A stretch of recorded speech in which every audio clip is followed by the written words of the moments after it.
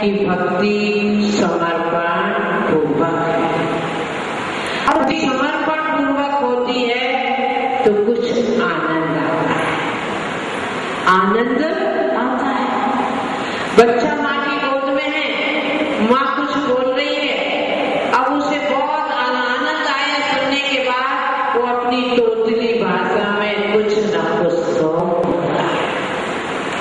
इसी प्रकार भक्त को जब भक्ति में आनंद आने लगता है उसे ज्ञान नहीं रहता, उसे नहीं मालूम कि 16 स्वर्ग है, उसे ये नहीं मालूम कि इंद्र कितने हैं, उसे ये नहीं मालूम कि ये लोग 14 राजू है, परंतु उसे ये मालूम है कि मेरे आराध महिमा पूर्ण है, गुणों के भंडार है और गुण उनके पास कुछ है नहीं।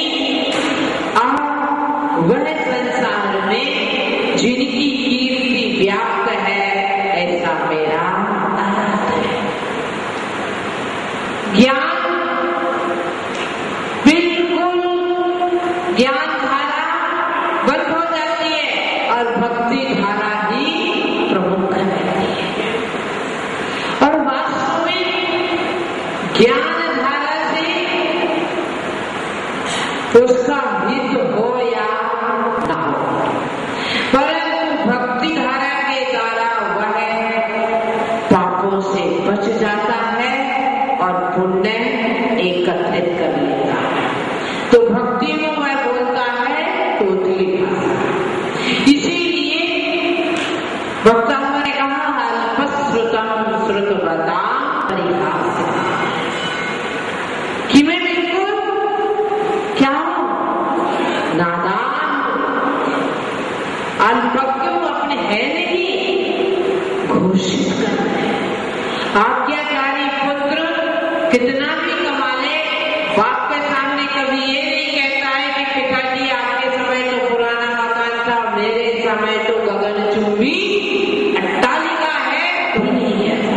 वो तो यही कहता पिताजी के चरणों का आशीर्वाद। इसी प्रकार मानवोगाचार्य जिनका यदि हम पूरा काव्य आगे से पीछे तक देखें स्तोत्र, तो जिसमें एक अच्छे काव्य के पूरे लक्षण है।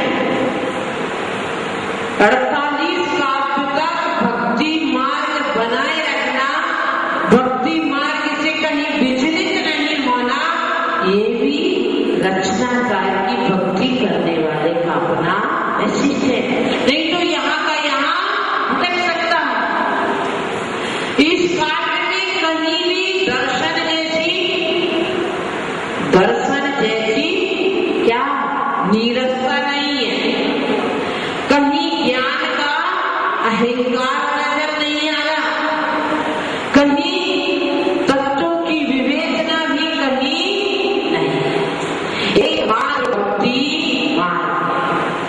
आप देख लीजिए 50 साल पुरानी पूजन उठा के देखिए, सब पूजन में क्या है, भक्ति मार्ग। और आज की पूजन ऐसा लगता भगवान से बात विवाद कर रहा, बराती बना।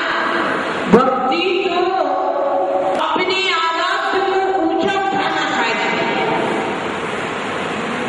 अपने आराध्य को महिमा पूर्ण देखना चाहता है, और कहीं भी देखिए उसे अपने ईश्वर की महिमा नजर आती है। भक्ति में एकाग्रता, तन्मयता, आतुरता होती नहीं। अरे आज भगवान के दर्शन नहीं हुए, मेरे को तो जाना है। आतुरता, तन्मयता, भक्ति में वो इतना लीन हो जाता है कि उस समय अपने सांसारिक बाधाओं को, शारीरिक पीड़ा को भी भूल जाता है। कितनी तन्मयता! धनंजय सेठ की कितनी भक्ति की कि पुत्र को सर्प ने लिया तो भी ध्यान विचलित नहीं हुआ। आप स्वाध्याय करते हैं, स्वयं देख लेना, स्वाध्याय में वह तन्मयता नहीं बनती। इसीलिए कहा जाता है कि यह भक्ति मार्ग समर्पण, क्योंकि ज्ञान में क्या होने लगता, वाद विवाद चाहिए, ऊहापोह होना क्या चाहिए, ऊहापोह, और होने लगता है वाद विवाद। क्यों? अहंकार बीच में खड़ा हो जाता है। मैं ज्यादा ज्ञानी हूँ, वो सोचता मैं ज्यादा ज्ञानी हूँ। ज्ञानी से ज्ञानी मिले तो दो दो बातें, और गधा से गधा मिले तो दो दो लातें। अब जग गगरी छलकत जाए, हाफ नाले डेंजरस नाले, अधूरा बहुत खतरनाक होता है। वह सोचने लगता मैंने जितना जान लिया यही कुछ है, इससे आगे कुछ भी।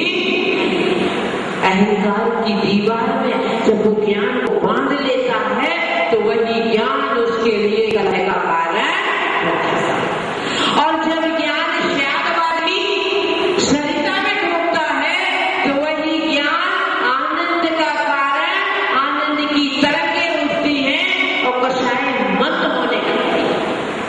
एक कटु सत्य है, लोग कहते हैं हमेशा माता जी एक ग्रस्त में स्वाध्याय करने वाले झगड़ालू बहुत होते हैं। अधिकांश लोग कहते हैं लड़ाकू हो जाते हैं, थोड़ा सा पढ़ा कि लड़ने लगते हैं। क्यों? ज्ञान से होना था मान का ज्ञान, कि मान कितना दुखदायी है, परंतु क्या हो गया, ज्ञान का मान। वास्तव में सच्चा ज्ञान तो वो है जो कसायों को मंद करता है। यदि कसाय मंद नहीं हो रही है तो समझ लेना ज्ञान मन में और बुद्धि में नहीं आया है, पीठ पर आया है ना। एक बार क्या हुआ, पहले लोग सामान लाते ले जाते किस पर, गधे के ऊपर, है ना। तो गधे के मालिक ने, गधे की गाड़ी थी, है? अब जब गधे की गाड़ी को लेके चलता तो उनके पास एक कुत्ता भी था। तो बहुत ट्रैफिक था, तो कुत्ते ने क्या सोचा, जो गाड़ी है ना मैं इसके नीचे चलने लगूं तो मेरे को खतरा नहीं होगा। अब उस गाड़ी में रखी थी गणेश जी की मूर्ति, है? गणेश जी का समय आ रहा ना, तो गणेश जी की मूर्ति रखी थी। अब जो भी श्रद्धालु था वो तुरंत गणेश जी को नमस्कार करता। गधे को क्या लगता, अरे हंसी आ गई, गधे को क्या लगता और कुत्ते को क्या लगता, गाड़ी में खींचना। याद रखना, जब जब ज्ञान का अहंकार होता है तो ऐसी ही स्थिति बनती है। मंद कसाय के ज्ञान पढ़ के जब कसाय मंद होती है तो विनयमान होता है, चारित्र की ओर जाता है। और ज्ञान पढ़ने के बाद जब अहंकार बढ़ता है तो अकड़ के चलता है, दूसरे का अभिनय करता है, दूसरे का ज्ञान सुनने के लिए तैयार नहीं होता। इसीलिए मैं तो कहती हूँ कि भक्ति मार्ग का अवलंबन लेकर अपना बेड़ा पार करो। शिव भूति मुनि महाराज कितना ज्ञान था, क्या था, परंतु बेड़ा पार हो गया। क्यों? मैं तो कहती हूँ गृहस्थ को ज्यादा ज्ञान में या तो पूरा अधोपांत क्रम पूर्वक पढ़ो, और आधा अधूरा पढ़ लिया तो क्या होगा, है? सना डूबे तो डूबे, दूसरे को ले डूबे। खुद भी धर्म से दूर हो जाता है और दूसरे को भी धर्म से दूर करता है। तो मैं तो कहती कि गृहस्थ जीवन में लोक भक्ति योग का अवलंबन तो करो, अपना बेड़ा पार।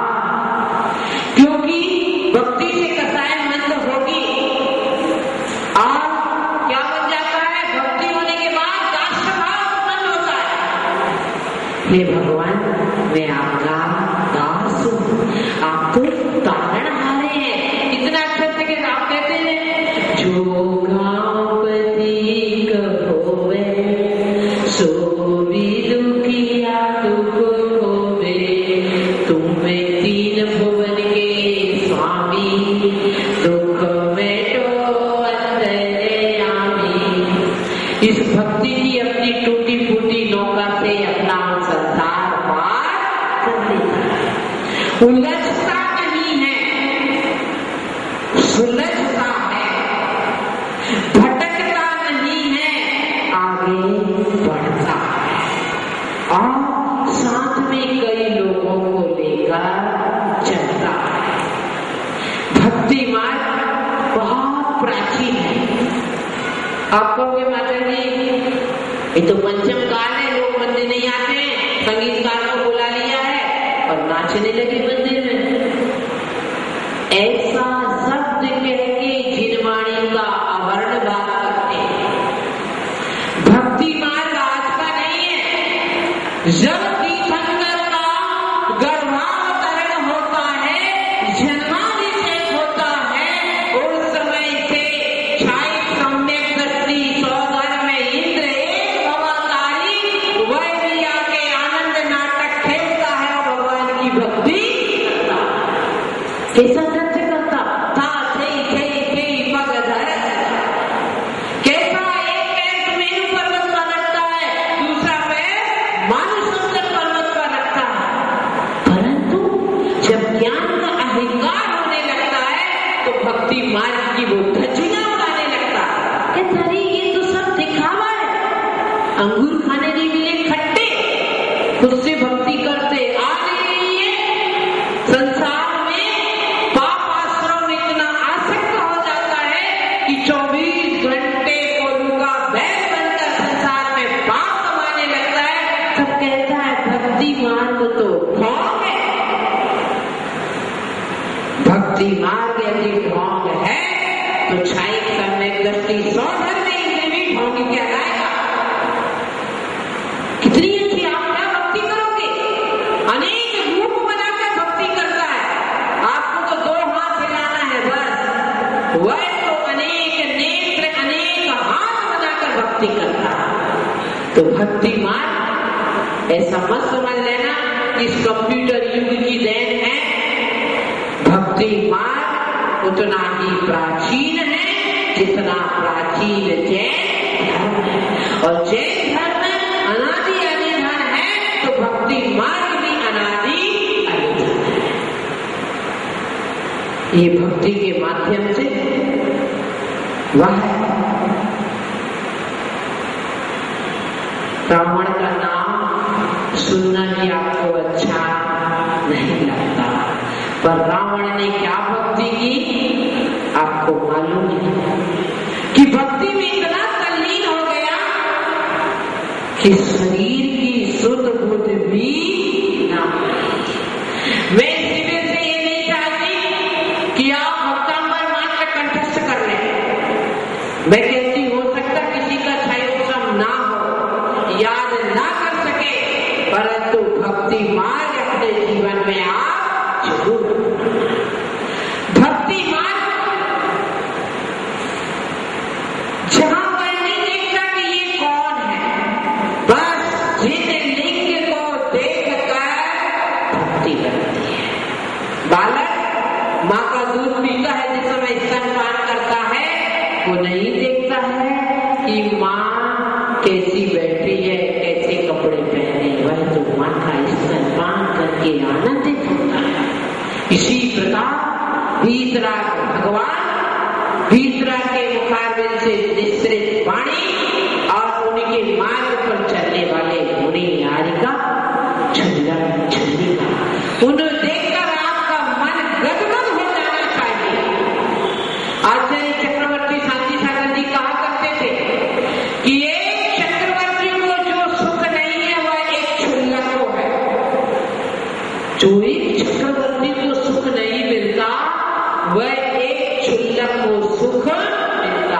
किस चीज में? त्याग में, संयम में।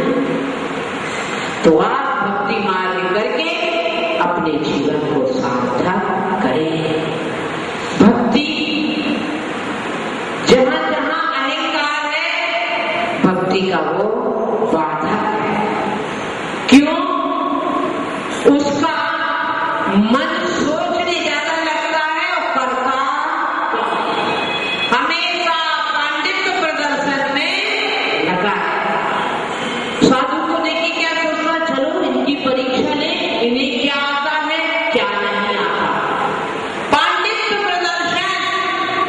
शराब का नशा तो पीने वाले जब सुबह उठते हैं तो फ्रेश रहते हैं, है ना भाई।